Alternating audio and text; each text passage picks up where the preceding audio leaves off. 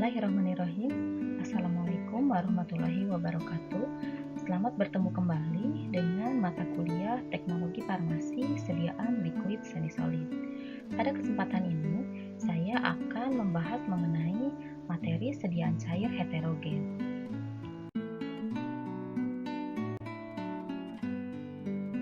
Sediaan cair heterogen pertama yang akan dibahas adalah sediaan emulsi. Emulsi merupakan dispersi koloidal dua cairan yang tidak bersatu atau immiscible liquid, di mana globul terdispersi di dalam fasa pendispersi dengan ukuran globul 100 sampai 100.000 nanometer.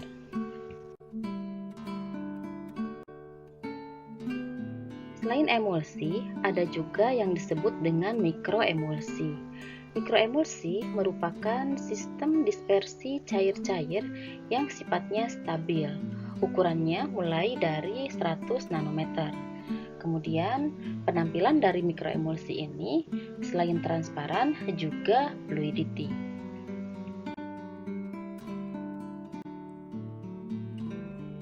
Lalu apa perbedaan antara emulsi dengan mikroemulsi? Kalau kita lihat dari tabel berikut ini, dapat dilihat bahwa diameter partikel untuk emulsi antara 1000 sampai 20.000 nanometer, sedangkan untuk mikroemulsi kurang dari 100 nanometer.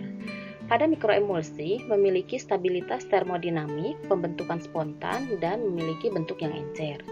Emulsi memiliki viskositas yang lebih tinggi daripada mikroemulsi. Jumlah surfaktan pada emulsi hanya beberapa persen, sedangkan pada mikroemulsi 15-70%. Untuk aspek optik pada emulsi seperti susu dan buram, sedangkan pada mikroemulsi bersifat transparan. Kelarutan mikroemulsi lebih besar dibandingkan dengan emulsi. Kemudian penggunaan pengawet pada mikroemulsi menggunakan pengawet dengan cara panas atau filtrasi, dan mikroemulsi ini dapat dilakukan upscaling dan proses manufaktur.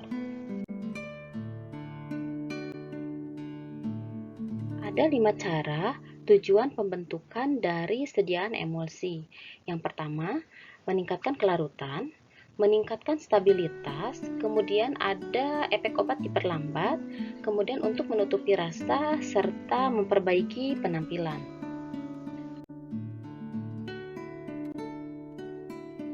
Ada dua tipe emulsi, yaitu oil in water dan water in oil.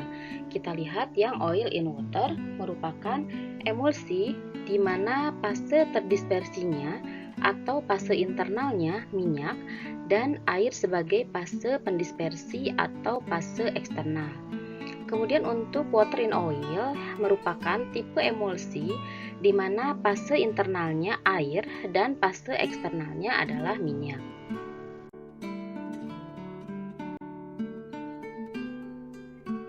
Ini adalah contoh tipe emulsi. Yang pertama, ada tipe normal emulsi atau simple emulsi seperti water in oil dan oil in water. Ada juga bioemulsi yaitu oil water serta multiple atau double emulsi seperti oil water dan water oil water.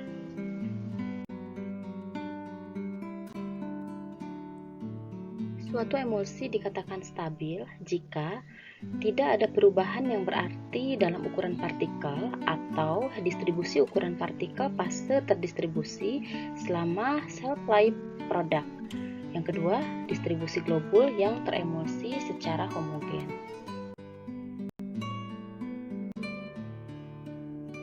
Ada beberapa bentuk ketidakstabilan dari emulsi. Yang pertama, lokulasi, yaitu globul-globul bersatu membentuk agregat tetapi masih ada lapisan film. Agregat yang terbentuk dapat terdistribusi kembali menjadi globul-globul agregasi.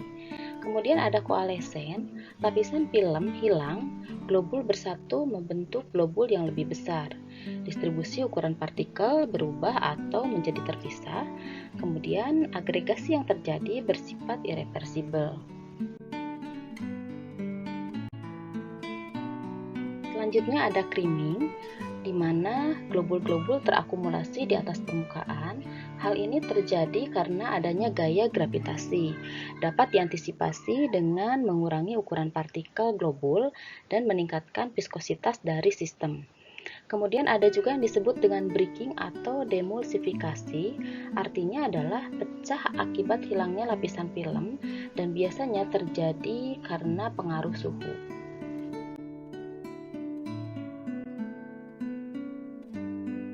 Formula umum dari sediaan emulsi, ada zat aktif dan ada zat tambahan atau eksipien. Nah, eksipien yang biasa digunakan dalam sediaan emulsi diantaranya ada pemanis, pengawet, emulgator, antioksidan, flavor, pembawa minyak atau air.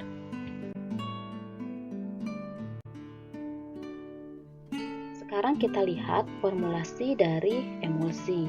Ada fasa terdispersi, fasa pendispersi, dan komponen aditif.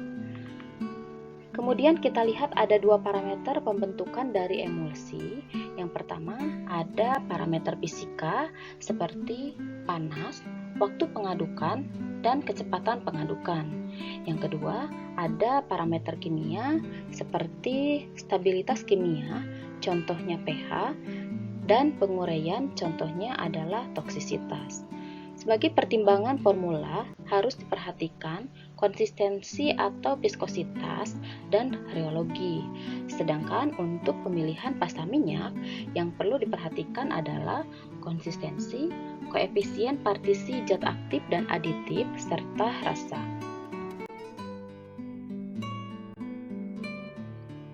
Selanjutnya ada emulgator. Emulgator adalah zat yang ditambahkan untuk membuat sediaan emulsi dengan tujuan untuk mencegah penggabungan globul-globul dengan membentuk lapisan film di antara globul-globul sehingga proses penggabungan antar globul menjadi terhalang. Macam-macam emulgator berdasarkan mekanisme kerjanya. Ada emulgator surfaktan, koloid hidrofilik, dan partikel halus.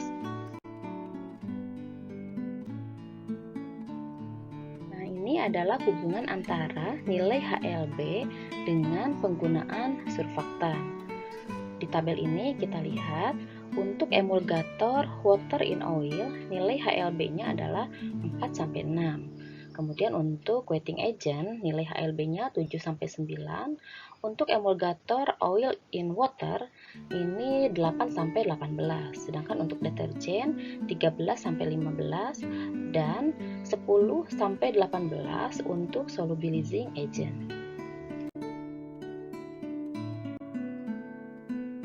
Kemudian ini daftar nilai HLB butuh. Contohnya untuk beeswax, oil in waternya 12, sedangkan water in oilnya 5. Kemudian untuk castor oil 14 untuk oil in water, cetyl alkohol 15 untuk oil in water. Kemudian minyak biji kapas, oil in waternya 9. Kemudian ada parafin padat, oil in waternya 10 dan water in oilnya adalah 4. Parafin cair, oil in waternya 12 dan water in oilnya 4 dan seterusnya.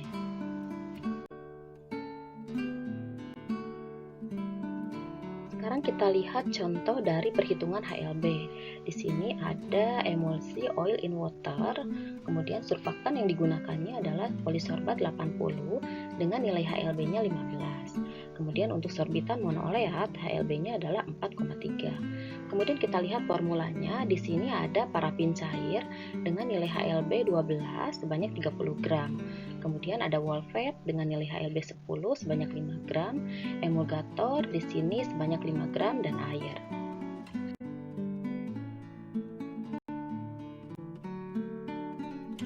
Yang pertama kita kerjakan adalah cara 1. Kemudian hitung dulu HLB butuh untuk fase minyak, yaitu 30/35 dikali 12. Nah ini 12 ini adalah HLB dari parafin cair. Kemudian ditambah 5/35 dikali 10 dan 10 ini adalah HLB dari wolfet. Kemudian diperoleh di sini nilai yaitu 11,7. Selanjutnya Jika X merupakan persentase dari polisorbat, maka 10 dikurangi X sama dengan persentase dari sorbitan. Kemudian kita hitung untuk HLB butuhnya. Kita hitung dari hasil yang pertama, yaitu 11,7 sama dengan X dibagi 10 dikali 15 ditambah 100 min X dibagi 100 dikali 4,3. Nah, 4,3 ini adalah nilai HLB dari sorbitan. Sehingga diperoleh X-nya sama dengan 69,2%. Kemudian kita hitung berapa jumlah polisorbat dan berapa jumlah dari sorbitan. Untuk jumlah polisorbat kita hitung X sama dengan 69,2% dikali 5 gram, yaitu jumlah yang dibutuhkannya, sama dengan 3,46. Sedangkan sorbitan yang dibutuhkan 100 dikurangi X sama dengan 100 dikurangi 69,2% dikali 5 gram sama dengan 1,54.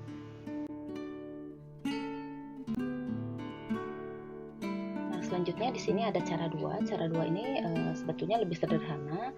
Kita bisa lihat di sini untuk polisorbat HLB-nya 15, untuk sorbitan HLB-nya adalah 4,3. Nah, kemudian 7,4 ini diperoleh dari 11,7 dikurangi 4,3, sementara 3,3 ini diperoleh dari 15 dikurangi 11,7. Sehingga untuk polisorbat kita hitung 7,4 dibagi 10,7 dikali 5 gram sama dengan 3,46 gram.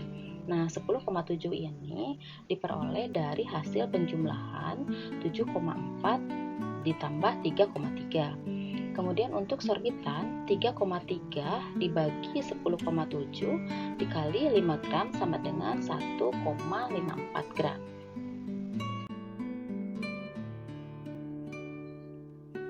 Kemudian ini ada contoh soal yang bisa dikerjakan sendiri. Soalnya akan dibuat emulsi tipe oil in water sebanyak 100 ml. Diperlukan emulgator dengan HLB butuh 12. Emulgator yang digunakan yaitu Twin 20 dengan HLB 16,7 dan Span 20 dengan HLB 8,6 sebanyak 7 gram. Berapa masing-masing bobot Span dan Twin?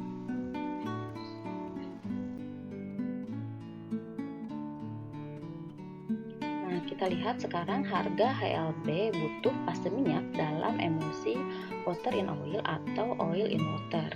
Kalau kita lihat dari gambar berikut ini, kita dapat melihat bahwa emulsi water in oil HLB butuhnya ada pada rank 3-6, sedangkan untuk emulsi oil in water HLB butuhnya ada pada rank 9-12. Sekarang kita lihat surfaktan. Mekanisme kerja dari surfaktan adalah menurunkan tegangan permukaan atau antar permukaan minyak air serta membentuk lapisan film monomolekuler pada permukaan globul fase terdispersi. Surfaktan juga dapat menimbulkan gaya tolak-menolak antar sesama globul. Nah, di sini dapat kita lihat contoh surfaktan. Ada surfaktan Zwitter ionik, contohnya seperti alkyl betain, kemudian ada alkyl sulfobetain dan alkyl imidazolin. Kemudian untuk contoh surfaktan non-ionik, di sini ada sabun, Na-lauryl sulfat, alkyl benzen sulfonat dan lain-lain.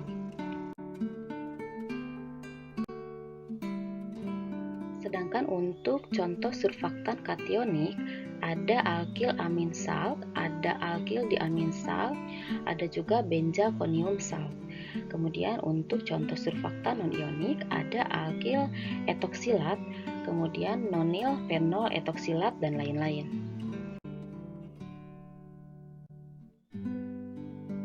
Yang kedua, ada koloid hidrofil, membentuk lapisan film multimolekuler di sekeliling globul yang terdispersi.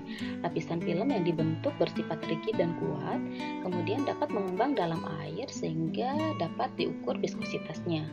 Contoh untuk koloid hidrofil ada akasia, tragakan, CMC, tilosa, ada agar, karagenan, alginat, gam kantan, kemudian ada juga selulosa, baik itu dari metil selulosa, hidroksi etil selulosa, hidroksi propil selulosa, dan eter selulosa, serta gelatin.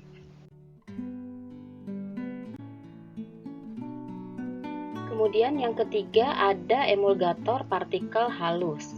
Di sini pembentukan lapisan film monolayer pada antarmuka globul karena kemampuan partikel halus yang terabsorpsi pada permukaan. Contoh dari emulgator partikel halus ini ada bentonit, aluminium magnesium silikat, atapulgit, silika anhidrat koloidal, dan hektorit. Kemudian kalau kita lihat pada gambar, di sini terlihat bahwa sejumlah partikel halus mengelilingi globul.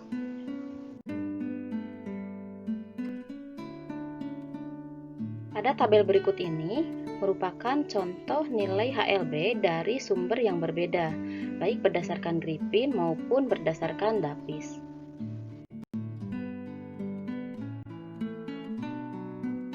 Berikut ini merupakan cara pembuatan emulsi.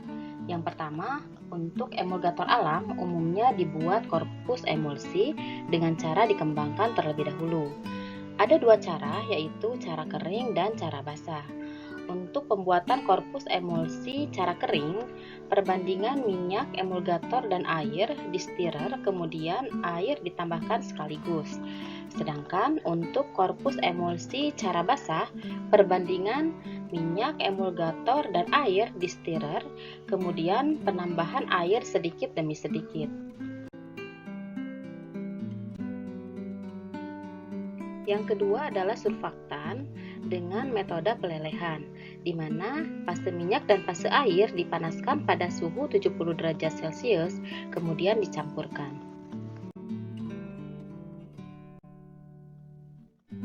Evaluasi fisik sediaan emulsi terdiri dari uji organoleptik, penentuan tipe emulsi, penentuan ukuran globul, kemudian berat jenis, sifat aliran dan viskositas, volume terpindahkan, dan tinggi sedimentasi. Ada beberapa cara penentuan tipe emulsi. Yang pertama, uji kobalt klorida. Dengan menggunakan kertas saring yang dibasahi dengan larutan kobalt klorida dan dibiarkan mengering, jika terjadi perubahan dari biru menjadi merah muda, maka dapat dikatakan tipe emulsi oil in water. Kemudian yang kedua, ada uji konduktivitas, di mana emulsi diuji terhadap penghantaran arus listrik.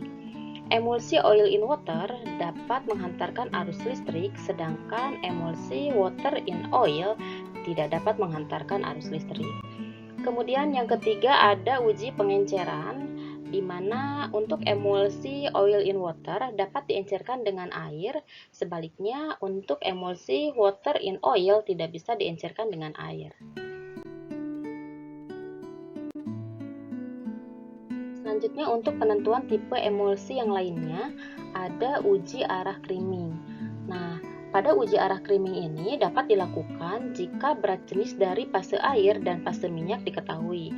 Untuk emulsi water in oil terjadi creaming ke bawah, sedangkan emulsi oil in water terjadi creaming ke atas. Kemudian ada uji pewarnaan. Pada uji pewarnaan ini, untuk emulsi oil in water, jika dicampur dengan pewarna yang larut air, contohnya amaran, dan dilihat di mikroskop, maka akan terlihat fase pendispersinya.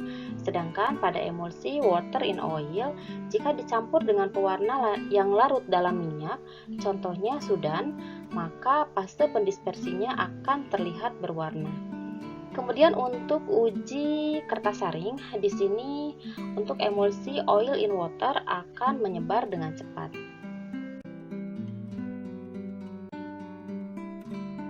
Nah, yang terakhir ada uji fluoresensi, di mana setitik sampel yang akan diuji dipaparkan pada sinar ultraviolet dan dilihat di bawah mikroskop. Minyak dapat berfluoresensi di bawah lampu UV. Water in oil menunjukkan fluoresensi pada fase pendispersinya, sedangkan untuk oil in water menunjukkan fluoresensi hanya pada globul saja.